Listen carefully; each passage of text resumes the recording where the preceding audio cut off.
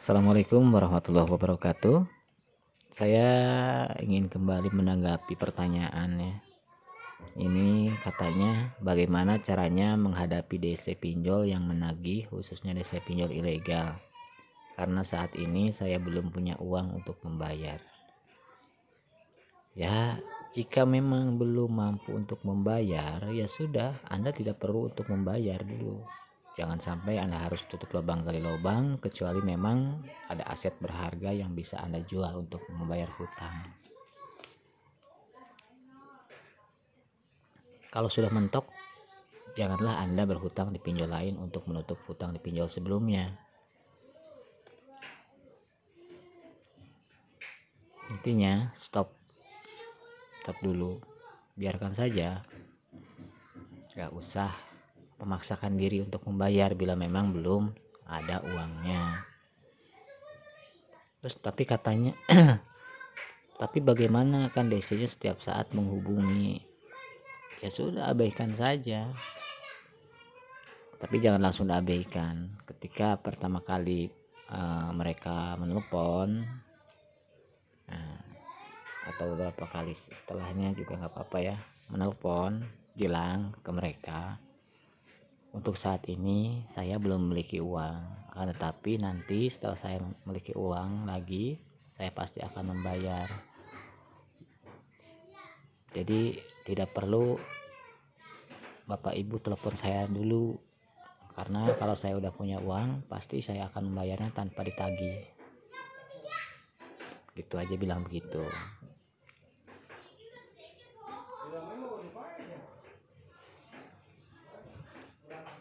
Tapi misalkan kan DC-nya nggak mau tahu, pasti dia mau ngomel kayak gini, ya udah biarkan saja, nggak usah diladenin.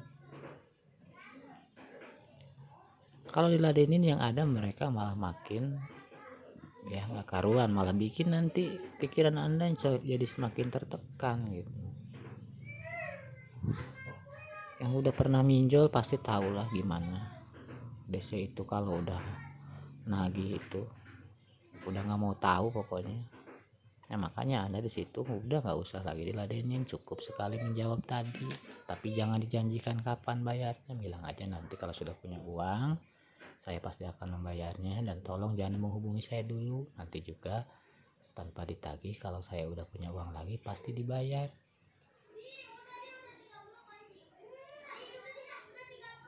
Gak usah terus diladenin, ada SMS dibalas, ada WA dibalas, ada telepon diangkat, ngobrol kesana kemari, yang ada malah Anda makin puyeng kan. Abaikan, tapi nggak usah diganti nomor juga nggak apa-apa, tapi nggak usah dibalas, nggak usah diangkat kalau nelpon, biarkan saja. Lalu bagaimana katanya kalau misalkan nanti kalau saya biarkan malah ke kontak-kontak darurat? Biarkan saja, mereka maunya apa.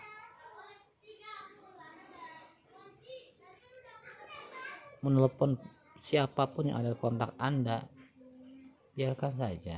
Yang penting Andanya itu justru harus bisa pertama mengendalikan diri Anda sendiri, kedua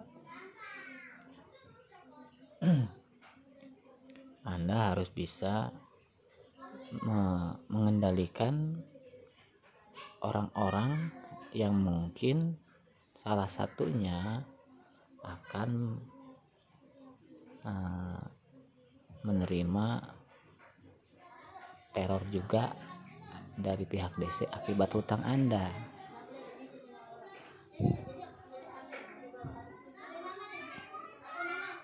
Nah, misalkan kalau benar mereka si DC itu benar membuktikan bahwa dia menelpon atau mengintimidasi orang lain yang ada di kontak Anda terkait hutang Anda, nah di situ senjata Anda lagi buat melawan pinjol.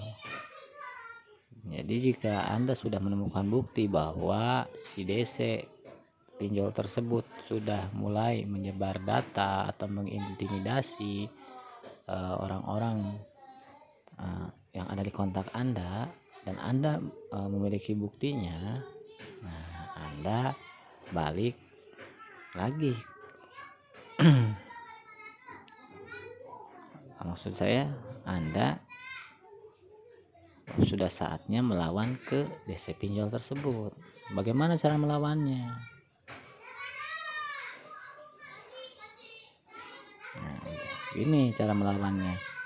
Bilang ke DC pinjolnya, sekarang saya sudah memiliki uang dan saya ingin membayar hutang. Akan tetapi saya tidak mau kalau harus membayar via online ataupun via aplikasi. Silahkan ambil uang pembayaran saya ke rumah saya. Lalu bagaimana kalau misalkan kata DC pinjolnya itu, kan Anda juga dulu minjemnya secara online, bukan minjem langsung datang ke kantor saya. Bilang aja justru sekarang urusannya udah lain gitu. Dulu kan belum ada masalah, sekarang kan Anda sudah mempermalukan saya, menyebar data saya, merusak nama baik saya.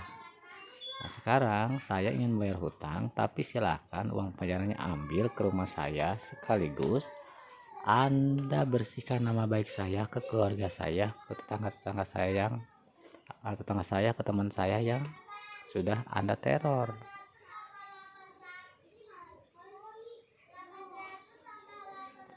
Intinya sekarang saya mau membayar. Saya sama sekali tidak bermaksud untuk tidak membayar, karena dari awal pun saya udah bilang saya akan membayar, tapi saya belum bisa memberikan janji kapan saya akan membayar. Nah sekarang saya akan membayar, tapi berhubung urusannya sudah beda, Anda sudah menyebar data saya, mempermalukan saya. Sekarang saya nggak mau bayar lewat aplikasi, saya ingin ada dari pihak pinjaman, dari pihak Anda penyedia pinjaman itu datang ke rumah saya untuk mengambil. Ya terserah Anda, kalau memang Anda nggak mau ngambil ya bukan salah saya.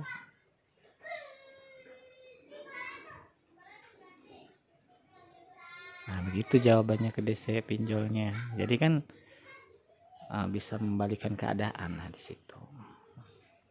Terserah mau DC-nya mau ngomong tetap ngomong apa, yang penting kita punya bukti tuh, bukti bahwa kita ada niat baik untuk membayar gitu. Buat apa tuh bukti itu selain buat DC pinjol?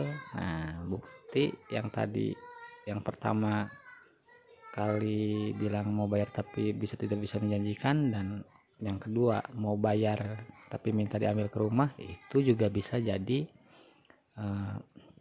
pembelaan Anda ketika ada teman, tetangga, saudara yang kembali pada diri Anda mengatakan hutang Anda gini, ada dari pinjol gini.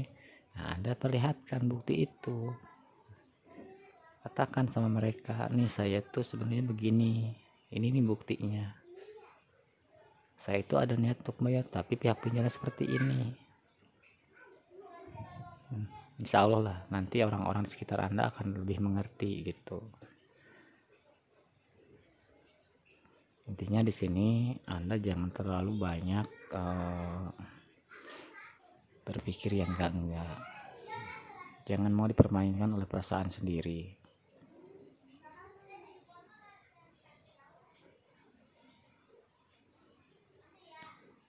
Selama Anda tenang, selama Anda memiliki pikiran positif, insya Allah lah masalah Anda bisa dilewati. Kalau memang Anda punya niat, punya uang, kalau udah terlanjur punya uang tapi sudah terlanjur sebar data seperti itu, ya udah nggak usah dibayar, biarkan saja. Mending kalian sumbangkan aja tuh uangnya daripada buat bayar ke rentenir kayak gitu. Biar bangkrut mereka sekalian, biar tahu rasa lah gitu. Kalau menagih itu memang nggak, kadang-kadang ya kalau dibawa perasaan memang bisa membuat bisa menyakitkan, bisa membuat stres, tertekan, ya depresi.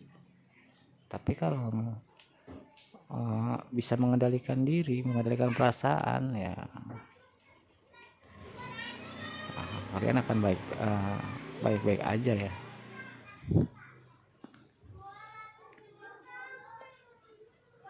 Intinya sekali lagi teman-teman harus lebih tenang dan menyiapkan jawaban dan trik bagaimana menghadapi DC pinjol yang sikapnya kurang ajar ya. Kalian harus lebih cerdas, jangan sampai mereka mengendalikan perasaan kalian.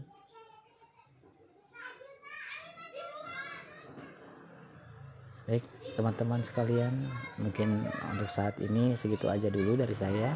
Mudah-mudahan segala permasalahan yang sedang teman-teman hadapi ada jalan keluarnya.